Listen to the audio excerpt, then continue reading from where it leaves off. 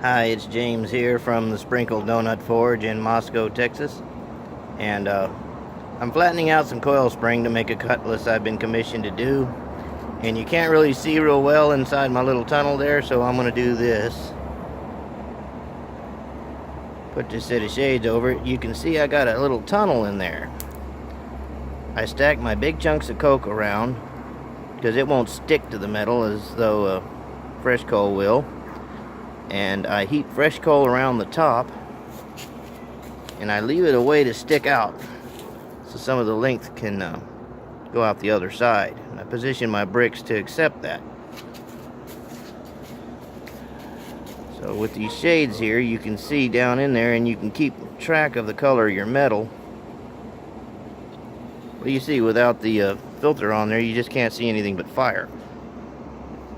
Well, I got a little 1/4 inch rod here, and I'll poke some of the coked up coal down in there and feed it down underneath where the air is coming in.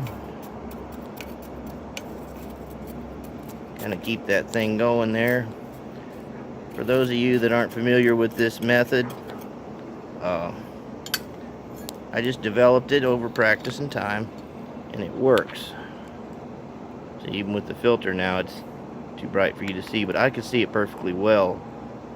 These cameras are wonky, you know. Anyway, I just wanted to show you a little bit about working with coal and making the tunnel of love there. And I hope you enjoyed this. I hope you gained some information from it. And I'm going to get working on this cutlass. It's going to be a nice one. There'll be some fullering and some other stuff. I think you're going to like it. But I find that coil spring is readily available at a lot of tire shops, places that do shocks and struts. But there's one thing I got to really caution you about, is those things are loaded under pressure when they're on the strut. And do your best to get someone to press those off for you. Do not attempt to cut the spring while it's under pressure, because you can die and stuff like that, which is unpleasant. You probably don't want to do that. So yeah, slip them $5 to pull one off, and it'll save you a headache, probably a cracked skull. And make sure you anneal this stuff real good to get all the stresses out of it. And pay attention if it starts microfracturing or anything. Do not quench it at all until you're done with the forging. Just let it slow cool.